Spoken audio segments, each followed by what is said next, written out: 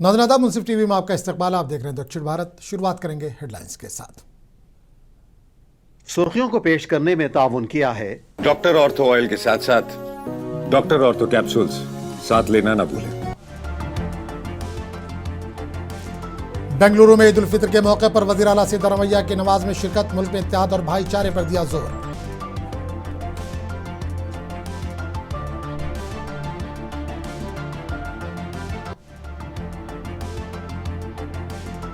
Chief minister Naidu ने तिरुपति में जदीद कमांड कंट्रोल का लिया जायजा, अकीदतमंदों की सहूलत के लिए एआई और सीसीटीवी निजाम मजबूत करने की दी हिदायत।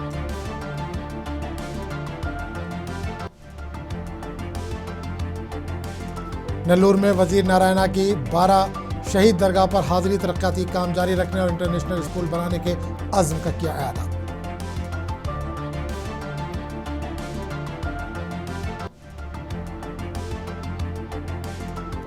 आंध्र प्रदेश में गैस की किल्लत नहीं होने देंगे, अवाम घबराए नहीं, रियासती वजीर सिविल सप्लाईज एन मनोहर का ऐलान।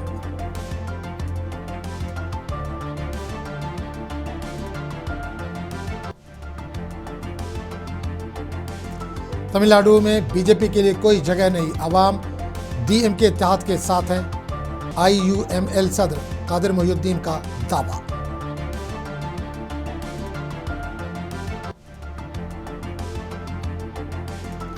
विशाखापट्टनम में तेज रफ्तार लॉरी ने ऑटो को मारी टक्कर, खातून गाड़ी के नीचे फंस गई, ट्रैफिक हुआ जाम, 2 अफराद जख्मी।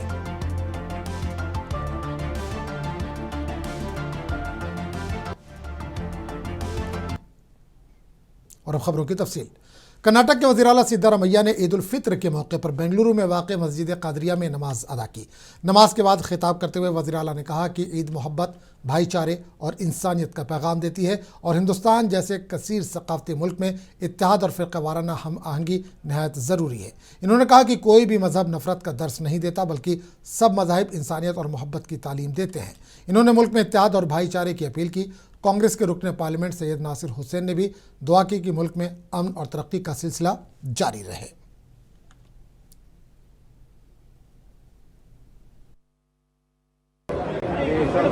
ರಂಜಾನ್ ಹಬ್ಬ ನಾವೆಲ್ಲರೂ ಸೇರಿ ಒಟ್ಟಿಗೆ ಪ್ರಾರ್ಥನೆಯನ್ನ ಮಾಡಿದ್ದೇವೆ.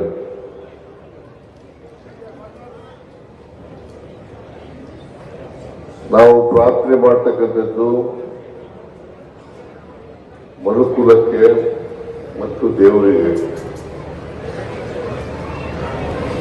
ನಾವೆಲ್ಲರೂ ಕೂಡ ಮಾನವರಾಗಿ ಬಾಳತಕ್ಕಂಥದ್ದು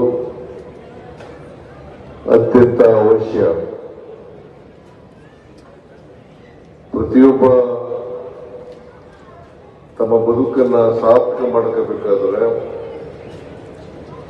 ನಾವೆಲ್ಲರೂ ಕೂಡ ಮಾನವೀಯತೆಯಿಂದ ಪರಸ್ಪರ ಪ್ರೀತಿ ವಿಶ್ವಾಸಗಳಿಂದ ಇರ್ತಕ್ಕಂಥದ್ದು ಅತ್ಯಂತ ಅವಶ್ಯ. ಭಾರತ देश अनेक जाति धर्मಗಳಿಂದ ಕೂಡಿರ್ತಕ್ಕಂಥ देश. हमारे देश के बाशिंदों को ईद की मुबारकबाद, दिल के गहराइयों से मुबारकबाद। हम लोग सब दुआ करते हैं कि आज पूरे हिंदुस्तान में और आने वाले दिनों के लिए भी चैन और अमन से निकले, तरक्की के राह पे हम लोग चलें, आपस में जो कुछ भी नुक्ता चुक्ति है सब हम ख़त्म करें, भाईचारा से हम लोग ज़िंदगी करें और हमारे देश को आगे लेके चले। यही इस्लाम का पैगाम भी रहा है। पैगाम इस्लाम का हमेशा मोहब्बत रहा है, शांति का रहा है, अमन का रहा है और तरक्की का रहा है।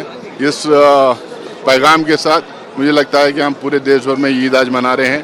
इससे आने वाले दिनों में पूरे देश के लिए सुख और समृद्धि और साथ में।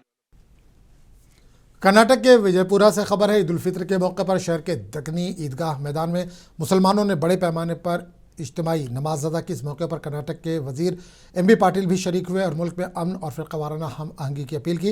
नमाज के बाद मीडिया से बात करते हुए एमबी पाटिल ने कहा कि रमज़ान का महीना रूहानी पाकीज़गी और भाईचारे का दर्स देता है, इसलिए दुनिया में जंग के बजाय अमन को फ़रोग़ दिया जाना चाहिए।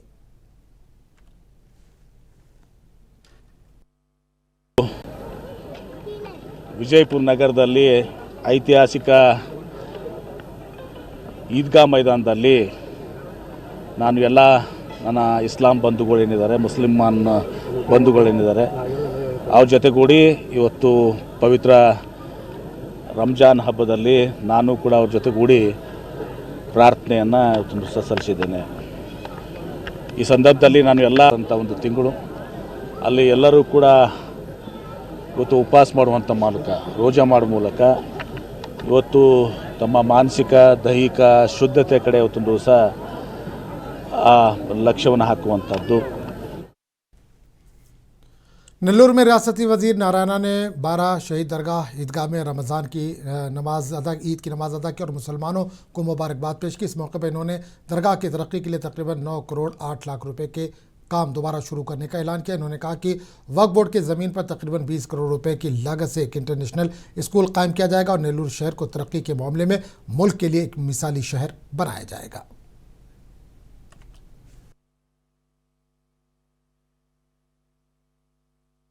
ఈ బారా షాహిద్ దర్గా 2014 ముందు ఎలా ఉండింది, 14 తర్వాత ఎలా ఉండింది. 2014-19 అప్పుడు అజీజ్ గారు mayor.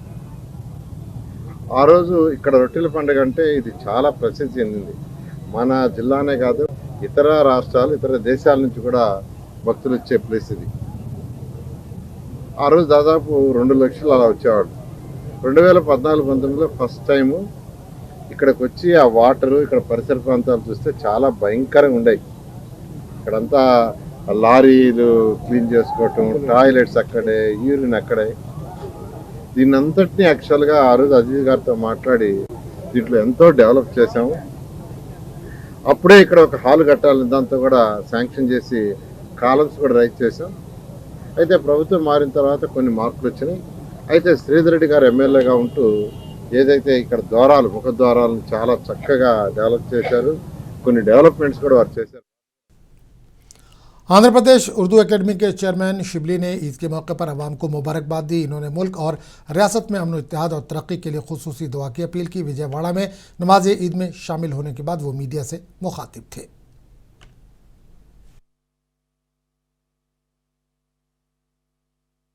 The most merciful and beneficent, in the name of Allah.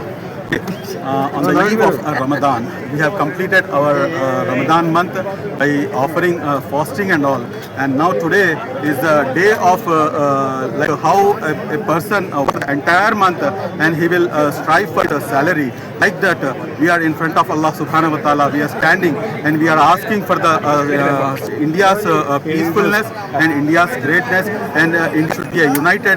And as well as today Andhra Pradesh is nothing but an Amaravati and Polavaram. These two should be as early as possible. It should be completed.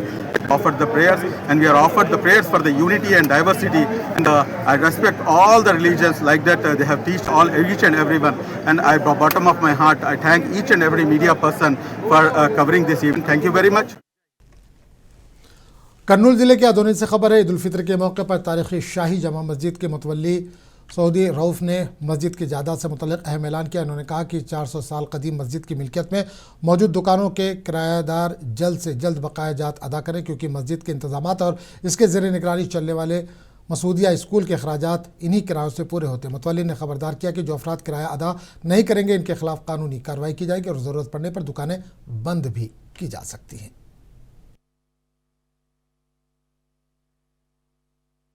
ఈ మొత్తం shop చూసేదానికి చాలా ఎక్కువ ఉన్నాయి shops.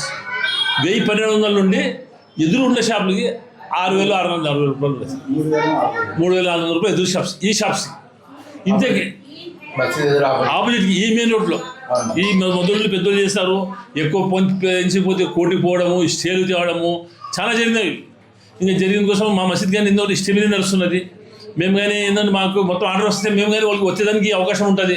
చాలా పెద్ద ఆదాయం రావచ్చు. కానీ ఈ రోజు చెప్తున్నా వీళ్ళ దగ్గర మన షాప్స్ గురించి 5 ఏళ్ళు 35% పెంచారు నా వీళ్ళు.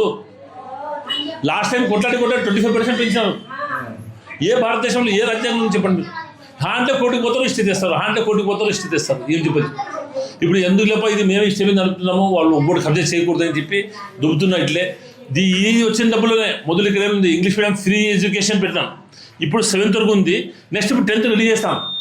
NSC bonds complete total ready అయింది. ఇప్పుడు మన నారా లోకేష్ దగ్గర పోయి ఇప్పుడు నెక్స్ట్ సల్తాన్పేట స్కూల్ వస్తే 10th వరకు అయిపోతున్నాం ఫిజి ఎడ్యుకేషన్. నర్సరీకి ఎక్కిస్తే అబ్బాయి 10వ తరగతి పాస్ అయ్యి వచ్చేంత వరకు ఇంగ్లీష్ మీడియం ఫిజి పెట్టినాం. ఒకటి ఉర్దూ అండ్ అరబీ స్కూల్స్ ఇది స్కూల్ ఉండేది. అక్కడ గవర్నమెంట్ టీచర్లు ఉండేది 3-4 ఉన్నారు అంతే. మొత్తం టీచర్లతో వెళ్ళిపోయింది. ఓఎంపీ స్కూల్ వెళ్ళిపోయి, టీచర్ల స్కూల్ వెళ్ళిపోయింది. ఆదోళనలో మిగిలింది ఇది ఒకటే. దాంట్లో 3 ఉన్నారు. మిగతా వాళ్ళందరూ ఈ మసీద్ తరఫున శాలరీ ఇస్తున్నాం. ఆ మసీద్ ఎందుకంటే స్కూల్ పోకూడదు, అరబీ ఉర్దూ చదివేవాళ్ళు అక్కడ చదువుతారు, ఇంగ్లీష్ మీడియం చదివే వాళ్ళకి పక్కన ఇంగ్లీష్ మీడియం పెడతారు. ఇంగ్లీష్ మీడియంలో మనం కిడ్నీస్ నర్సరీస్ ఎట్లా కిడ్నీస్ స్కూల్స్ ఎట్లా ఉన్నావో ఆ విధంగానే పెట్టాము. ఒకసారి మీరు విలేకరులు గారు దాన్ని మీరు సందర్శించవచ్చు, చూడొచ్చు, దాని గురించి దాన్ని అడగొచ్చు. కానీ అది మొదలు లేకుండా నేను వచ్చినప్పుడే మొత్తం క్లాసెస్ అన్నీ కట్టించి కొత్తగా పెట్టినాను. ఇప్పుడు నెక్స్ట్ 10th వరకు తీసుకున్న పర్మిషన్ దగ్గర వచ్చింది. ఇది బహుశా మీ అందరి తరఫున దువా తరఫున 10th వరకు కానీ అయిపోతుంది. ఇది షాప్ వాళ్ళు చాలా లక్షల్లో బాడీలు అట్లే పెండింగ్ ఉన్నాయంటారు. అది ఆరోపణలు ఉన్నాయి, ఎంతవరకు నిజమే? అలా ఇల్లంటే ఇప్పుడు సంసారం ఇది. ఒకడు మంచిగా ఉంటాడు, చెడ్డ ఉంటాడు, అన్ని సమావేశం పోవాలా. అంతేగాని వాడు డబ్బులు ఇచ్చినప్పుడు వాడు ఎంత. आंध्र प्रदेश से एक अहम खबर है। रियासती हुकूमत ने गैस के मुमकिना किल्लत के पेश नज़र राशन दुकानों के जरिए दोबारा मिट्टी के तेल की तकसीम शुरू करने का फैसला किया। सिविल सप्लाईज़ के वजीर मनोहर ने विजयवाड़ा में मीडिया से बात करते हुए बताया कि आबनाए हरमुज़ के करीब कशीदगी के बायस गैस लेकर आने वाला जहाज़ ताख़ीर से पहुंचेगा, जिसकी वजह से आर्जी तौर पर सप्लाई पर असर पड़ सकता है। इन्होंने कहा कि मरकज़ की जानिब से मुख्तस किए गए 2800 किलोलीटर मिट्टी के तेल को आइंदा पीर से राशन की दुकानों के जरिए तकसीम किया जाएगा। ख़ासतौर पर कबायली और देही इलाकों में फ़ी ख़ानदान 1 लीटर के हिसाब से मिट्टी का तेल फराहम कराने का ऐलान किया गया है। रियासती वज़ीर ने बताया कि रियासत में तकरीबन 1 करोड़ 60 लाख LPG कनेक्शन मौजूद है और तेल मार्केटिंग कंपनियों के ताउन से रोज़ाना 2 लाख से ज़्यादा सिलेंडरों की सप्लाई की जा रही है।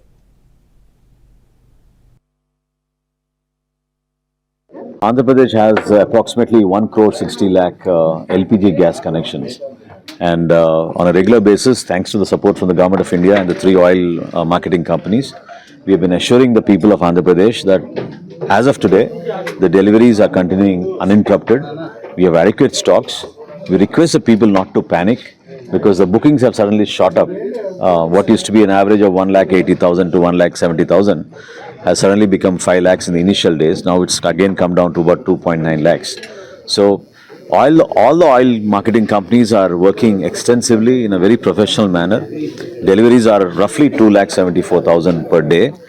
So we are meeting up the requirements and ensuring that domestic gas supply is uninterrupted. Our Honorable Chief Minister has held 2 reviews so far.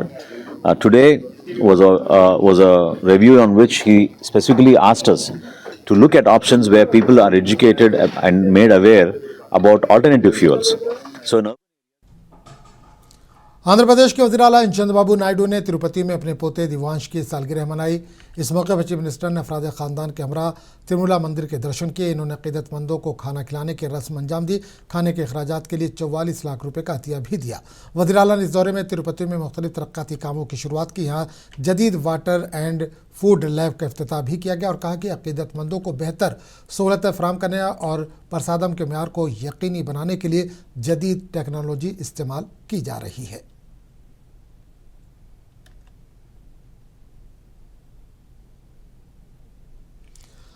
Tirupati में आंध्र प्रदेश के वज़ीर आला चंद्रबाबू नायडू ने हिदायत दी कि तिरुमला तिरुपति देवस्थानम के ज़रिए इंतज़ाम मंदिरों को जदीद रूहानी मराकज़ के तौर पर तरक्की दी जाएगी। तिरुपति में कायम integrated command and control centre का इन्होंने जायज़ा लिया। इजलास के दौरान इन्होंने कहा कि अक़ीदतमंदों को बेहतर सहूलतें फराहम करने के लिए जदीद टेक्नोलॉजी, CCTV और फेशियल रिकग्निशन निज़ाम को मौसर तरीके से इस्तेमाल किया जाएगा और तिरुमला के तक़द्दुस को बरकरार रखने के लिए सख्त इक़दाम किए जाएंगे।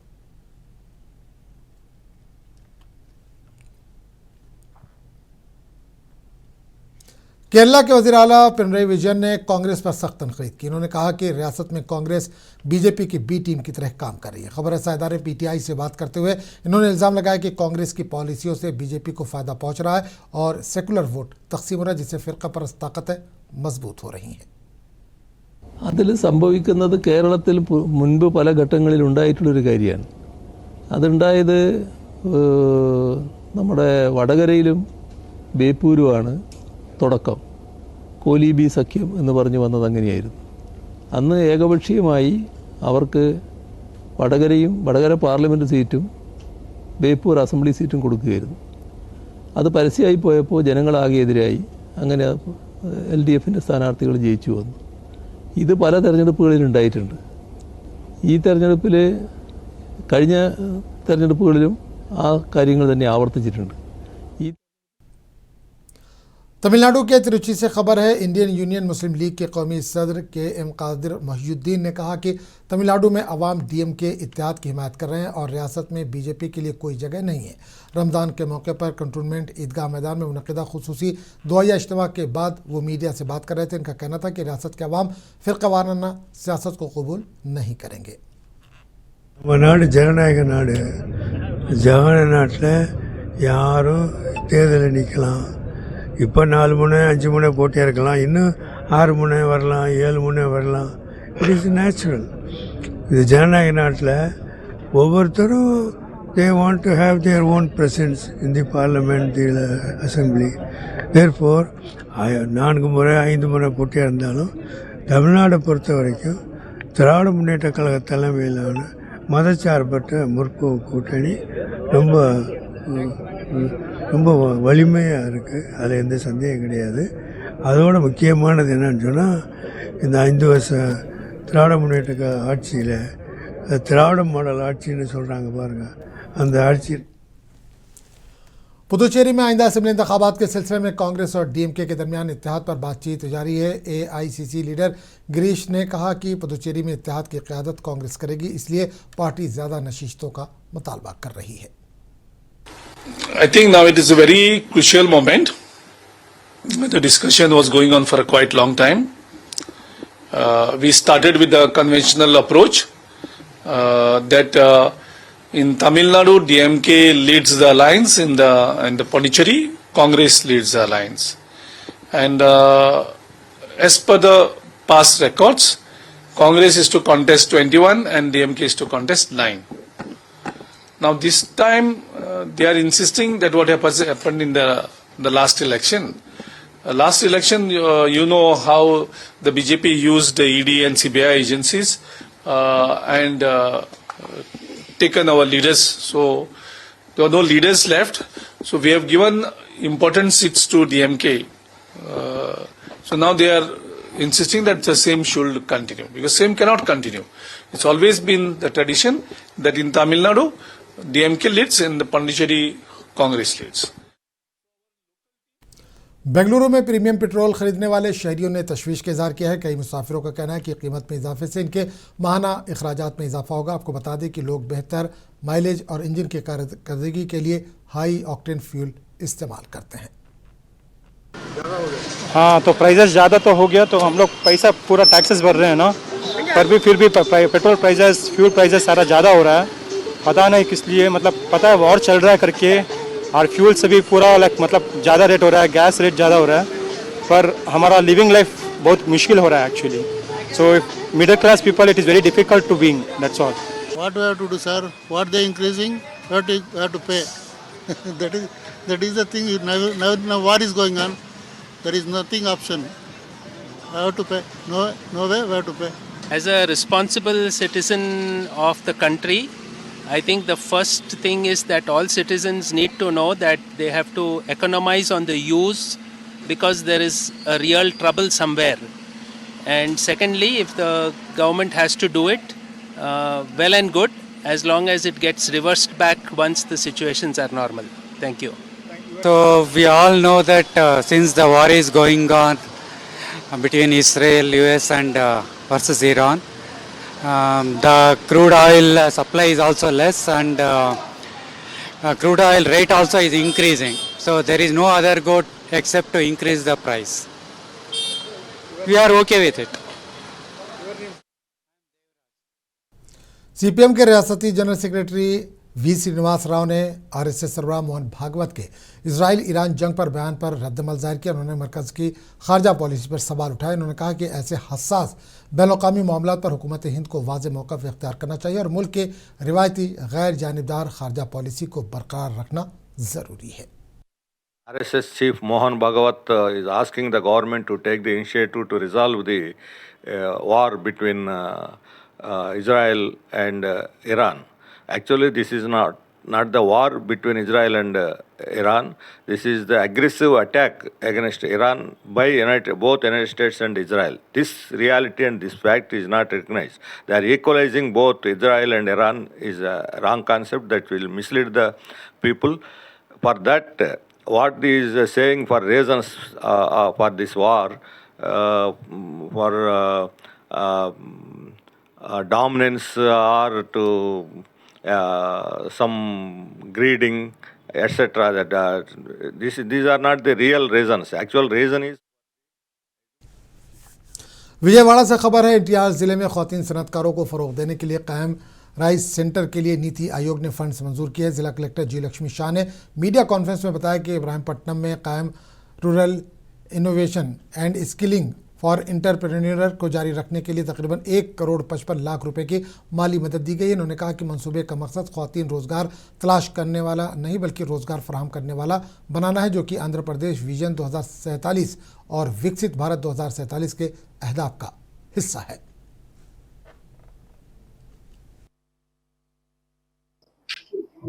RISE, Rural Innovations Incubation, Skilling and Entrepreneurship Center. RISE is being started in Ibrahimpatnam, Guntupalli village of NTR district, Andhra Pradesh.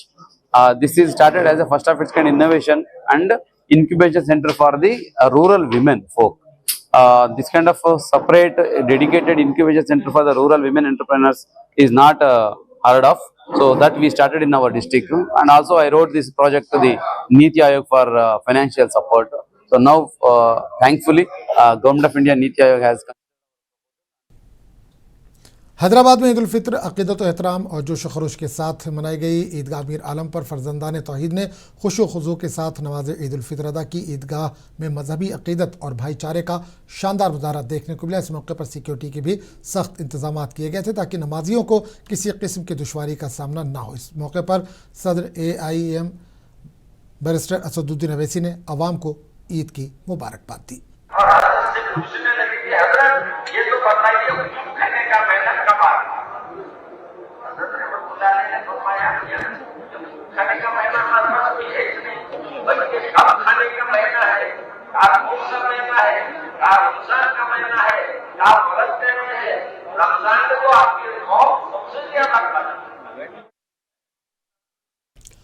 Hyderabad में ईद उल फित्र अक़ीदत व एहतराम जोश व खरोश के साथ मनाई गई। शहर के तारीखी मक्का मस्जिद में फर्जंदान तौहीद ने नमाज ईद उल फित्र खुशो खुजू के साथ अदा की। इस मौके पर चार मीनार AIMIM के रुकन असम्बली मीर जुल्फ़िकार अली ने मक्का मस्जिद में नमाज ईद अदा की। इन्होंने मुसलमानों को ईद की मुबारकबाद दी। मीर जुल्फ़िकार अली ने मुसलमानों को कुरान और हदीस के बताए तालीमात पर अमल करते हुए ज़िंदगी गुजारने की तलक़ीन की। इस मौके पर मुसलमानों ने एक दूसरे से गले मिलकर ईद की मुबारकबाद दी।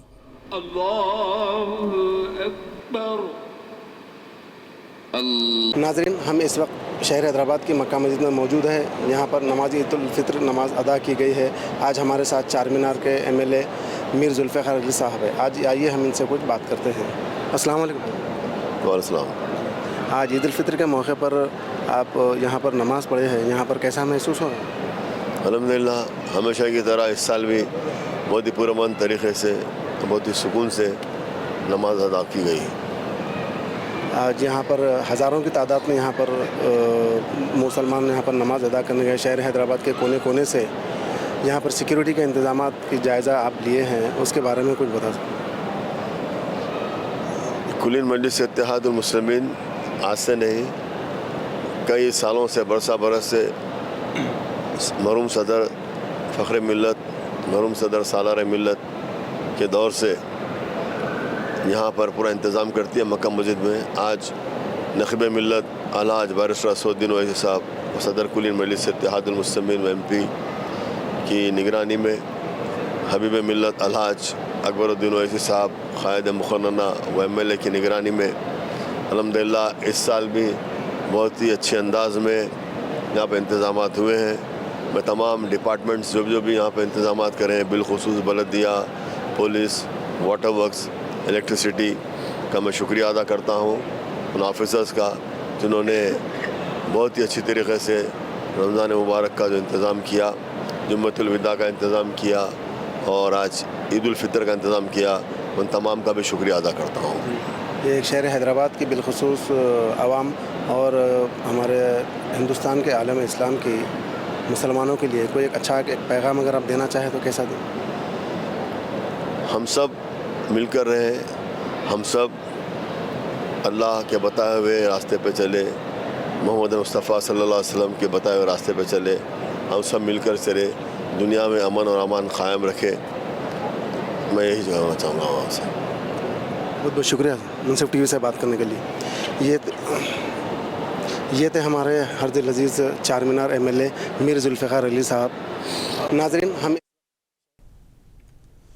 विशाखापट्टनम में NAD फ्लाईओवर पर एक भयानक सड़क हादसा पेश आया जिससे इलाके में सनसनी फैल गई। तेज रफ्तार लॉरी ने एक ऑटो को जोरदार टक्कर मार दी जिसके नतीजे में 2 अफराद शदीद जख्मी हो गए। हादसा इतना शदीद था कि ऑटो में सवार एक खातून लॉरी के नीचे फंस गई जिसे निकालने के लिए मुकामी लोग और पुलिस मुसलसल कोशिश कर रहे थे। हादसे के 22 फ्लाईओवर के ऊपर और नीचे दोनों जानिब ट्रैफिक मुकम्मल तौर पर जाम हो गया। इतला मिलते ही एयरपोर्ट पुलिस मौके पर पहुंची और जख्मियों को इलाज के लिए अस्पताल मुंतकिल किया गया। इस हादसे के बाद केस दर्ज करके तहकीकात शुरू कर दी गई है।